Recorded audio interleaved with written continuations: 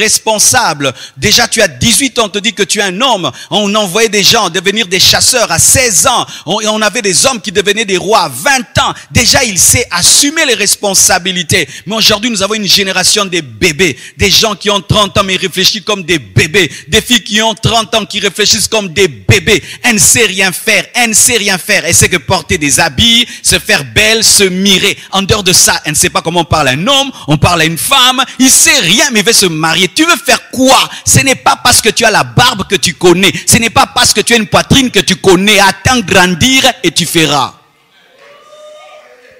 Oh, j'ai grandi. Tu sais quoi? Est-ce que tu t'es préparé à te marier? Et on se prépare aussi financièrement. Tu dois quitter ton père et ta mère pour penser te marier. Mais toi, tu habites chez tes parents, tu penses te marier. Tu vas amener la fille où? Chez toi, à la maison, dans ton ghetto, dans ta petite chambre là qui sent mauvais? On se prépare financièrement avant de se marier. On se prépare physiquement avant de se marier. Lorsque tu penses te marier, tu dois aller voir un médecin pour qu'il te fasse des examens. Amen, hein? Si tu es comestible. Vous avez déjà vu, on met une mangue au marché, on n'a pas testé s'il n'y a pas dedans des insectes. Toi maintenant tu te maries, tu ne te connais pas. Tu ne connais pas si ton corps fonctionne, il ne fonctionne pas. Quelle maladie, combien d'ensemble de maladies tu as, des problèmes que tu as. Maintenant tu vas découvrir dans le mariage que tu es stérile alors que tu pouvais savoir que tu étais stérile avant de te marier. Tu veux devenir une surprise. Oh non, cherche à te connaître toi-même. Connais même ton électrophoreuse. Alléluia. Cherche à connaître ton électrophoreuse. Comme ça, si un homme veut t'épouser, toi, tu sais que tu es déjà AS. Et lui, il vient et il est AS. Tu lui dis, frère, nous aurons des problèmes. Mais tu ne connais même pas. Tu as 30 ans, tu ne connais même pas ton électrophoreuse. Tu connaîtras ton électrophoreuse lorsque le département des couples te demandera de le connaître à ton âge. Alléluia. Tu ne connais même pas ta destinée, tu cherches à connaître ta destinée en ayant épousé la fille d'autrui. C'est quand tu cherches le chemin, c'est comme un taximène qui te prend dans le taxi mais qui ne sait pas où il va et il connaîtra où il va lorsqu'il te prendra dans le taxi. Quelqu'un qui ne sait pas où il va n'emmène personne dans sa barque. On cherche d'abord à connaître sa destination pour embarquer les gens. Mais vous embarquez les gens dans vos vies alors que vous ne savez pas où vous irez. Alors la femme t'épouse pensant qu'elle a épousé un homme d'affaires mais toi tu voulais être à temps plein. Elle se retrouve avec un pasteur alors qu'elle pensait qu'elle a épousé un homme d'affaires. Tu vois le problème? Tu ne savais pas où tu allais. Tu es en train de tâtonner. C'est alors que tu t'engages. Alors qu'il faut savoir avant de t'engager. Préparation. Réflexion. Avant de te marier, il ne faut pas seulement écouter le cœur. Il faut aussi écouter la tête. Les gens spirituels qui parlent trop en langue, ils pensent que lorsqu'on est né de nouveau, on a maintenant l'enlèvement du cerveau. Comme si Dieu, en venant dans la vie des chrétiens, enlève la capacité de réfléchir. Je vais épouser cette fille. Est-ce que j'ai la capacité de la nourrir? Il faut se poser cette question. Est-ce que j'ai la capacité de payer le loyer? Est-ce que j'ai la capacité de payer l'eau? Est-ce que j'ai la capacité de payer la layette? Est-ce que je suis capable, si elle devient grosse, le premier mois du mariage, est-ce que j'ai la capacité de l'amener à l'hôpital sans quémander et demander? As-tu réfléchi sur ça? Si tu n'as pas réfléchi, la vie te corrigera. Elle te frappera. Elle te tapera des gidots et des coups de matraque. Et tu pleureras en secret. Vous m'entendez, hein? Vous m'entendez? Tu ne m'entends pas? Tu m'entendras. Cette prédication te reviendra quand tu pleureras. Le pasteur avait raison. Prépare-toi, réfléchis sur la personne que tu veux épouser. Projette-la dans ton futur et vois si elle sera capable de tenir. Réfléchis sur son comportement, observe-la. On n'épouse pas quelqu'un qu'on n'a pas observé. Alléluia. Même si ton cœur est parti, si tu n'as pas observé, ramène ton cœur dans le cœur. Dis-lui, je ne le connais pas. C'est pourquoi nous, les chrétiens, on ne se marie pas par coup de foudre. On se marie par amour et par observation et prière et réflexion. Le coup de foudre rend aveugle et les aveugles choisissent mal parce qu'ils peuvent penser que c'est du bonbon alors que c'est du savon. Tu peux tomber amoureux d'un piment et l'amour va te faire croire que le piment est sucré. Mais la vie va te révéler que le piment est pimenté, mais en retard, tu as épousé le piment pensant que c'était le sucre. Si tu n'as pas observé un homme, une femme, ne l'épouse pas. Ce n'est pas de la blague. Amen. Hein? Ce n'est pas un jeu. C'est dans les jeux comprendre. Tu prends seulement, le jeu on joue, hein. Quand on joue au Monopoly, ben, tu t'en fous de perdre ou d'échouer parce que ce n'est pas la vraie vie. Mais dans le mariage, les décisions touchent la destinée. On ne se marie pas sans avoir observé. Et sans avoir observé pendant longtemps. Longtemps. Moi, j'aime pas ces fiançailles-là d'un mois. D'un mois, en un mois, dans un mois. D'ailleurs, vous n'allez pas vous rencontrer tous les jours. Et donc, vous allez vous rencontrer, certains se rencontrent que le samedi, donc 4 fois. Vous êtes rencontrés 4 fois et puis vous vous mariez. Tu as épousé qui? Il y a des gens qui sont des champions en hypocrisie. Champions pour cacher leurs défauts. Je vous assure, vous devez savoir qu'il y a des champions pour cacher leurs défauts. Et ils savent que tu es chrétien. Une fois que tu l'as épousé, même si tu vois ses défauts, tu ne peux pas divorcer parce que ces personnes connaissent la parole. Sachez qu'il y a des hypocrites qui savent cacher leurs défauts, leur mauvais cœur, leur tare, toutes ces choses. Et même quand tu es en train de lui parler, moi j'aime pas une femme comme ceci, j'aime pas un homme comme cela, il est en train de cacher, il n'aime pas, il n'aime pas, il n'aime pas, il n'aime pas, il n'aime pas. Et pendant 2 mois, il peut jouer à un ange. Et lorsque tu l'épouses, le démon se révèle. Le mariage réclame la préparation, la prière. On ne se marie pas sans avoir prié suffisamment. J'ai lu le livre d'un homme qui s'appelle Zacharias Tanefamoun. Il avait une église, il est mort. Et lui, il avait un principe. Sa fille ne pouvait pas lui présenter un homme sans avoir prié pendant 1 année. 1 année de prière avant de dire à papa, tel veut m'épouser. Vous voyez le sérieux.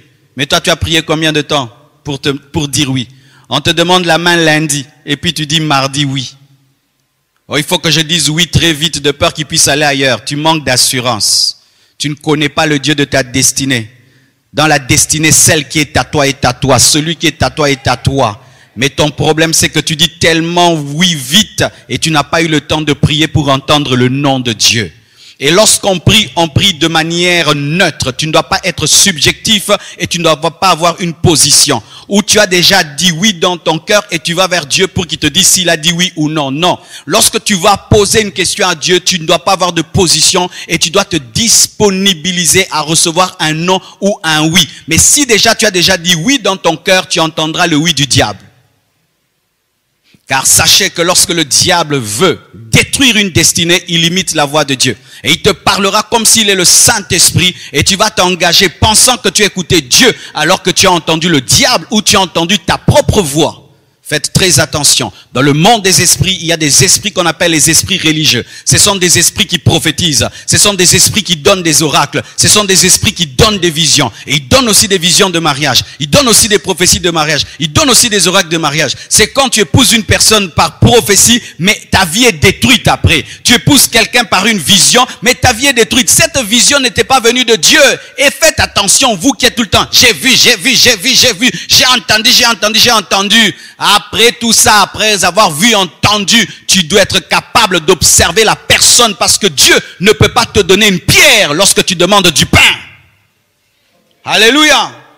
Prier et tu pries jusqu'à te fatiguer. Tu dois vraiment prier. Tant que tu n'as pas sérieusement prié avant de te marier, tu ne prends pas au sérieux le mariage. Le mariage peut détruire ta vie. Il peut détruire ta destinée. Il peut détruire ta santé. Il peut détruire tous tes projets. Il peut détruire ton ministère. Il peut détruire tes finances. Il peut détruire ta joie, ta paix. Il peut tout détruire. Et quelque chose qui peut tout détruire dans ta vie, tu pries pendant 2 jours et puis tu dis oui à un homme.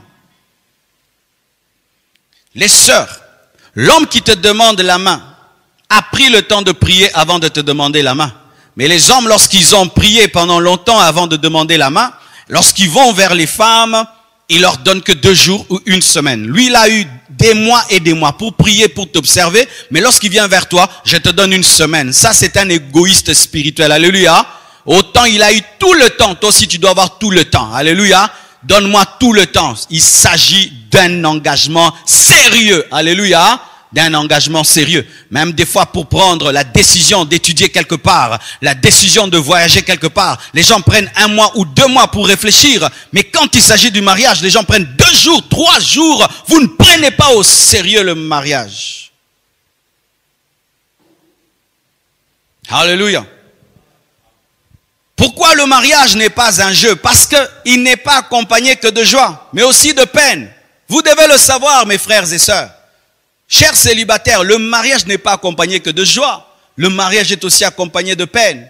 Je me souviens quand j'ai épousé mon épouse Blanche, nous avons quitté l'hôtel et après l'hôtel, nous rentrons à la maison. Elle tombe gravement malade. La même nuit, je l'amène à l'hôpital. Donc, j'ai quitté la lune de miel directement. Je suis allé à l'hôpital. J'étais au chevet de ma femme. Donc, à peine marié, je me retrouvais à l'hôpital avec ma femme. C'était quoi? Il y a eu des temps de joie. Il y a aussi des temps de peine. Donc, Dieu voulait déjà m'équilibrer dès le départ que dans le mariage, il y aura des joies, il y aura des peines. Un enfant naît, quand il naît, on vous dit qu'il est malade. Et vous devez être là pendant 1 mois. Vous allez à l'hôpital. Docteur, comment ça va? Docteur, comment ça va? Docteur, comment ça va? Docteur, comment ça va? Docteur, comment ça va? Et ta femme est enceinte. Le jour, elle doit accoucher. Et puis, on vient te dire, il faut la césarienne. Et c'est toi qui dois décider qu'il faut une césarienne. Ça, c'est aussi les peines du mariage. Vous qui regardez que des films avec des violons, avec des pianos. Oh, il y a aussi l'accouchement. L'accouchement, on nous amène les bébés ici, hein. Ah, on va bénir le bébé. Si on vous raconte l'histoire de la naissance, comment l'homme est en train de faire les 100 pas dans le couloir de l'hôpital, tu attends. Certaines femmes, elles vont à l'hôpital 2 jours, 3 jours, elles n'accouchent pas. Dave, toi-même, tu sais. Elles n'accouchent pas. Et tu te sens comme responsable. Tu ne dors pas. Il n'y a même pas moyen de rentrer à la maison. Et tu dors sur une chaise en attendant qu'elle accouche. Et les médecins viennent tout le temps te demander, donne ceci, donne cela, donne ceci, donne cela. Et des fois, certains, ils sont arrivés, on lui dit, entre la mère et l'enfant, tu dois choisir qui doit vivre. Si tu es un enfant, n'entre pas dans ces choses. Tu vas commencer à pleurer. Tu vas commencer à pleurer. En français, je suis un enfant qui t'a poussé. Alléluia. Le mariage n'est pas seulement accompagné de joie, il est aussi accompagné de peines. Des peines. Et tu peux tout faire. Il y a des peines qu'on n'évite jamais. Jamais. Jamais. Un enfant qui va à l'école et puis il échoue. C'est une peine, n'est-ce pas? Tu vas à l'école, premier de la classe, c'est tel. Deuxième de la classe, tel. Troisième, ton enfant dernier. C'est la peine. Alléluia. La peine d'éduquer un enfant, d'éduquer une fille, de la protéger des hommes bizarres. La peine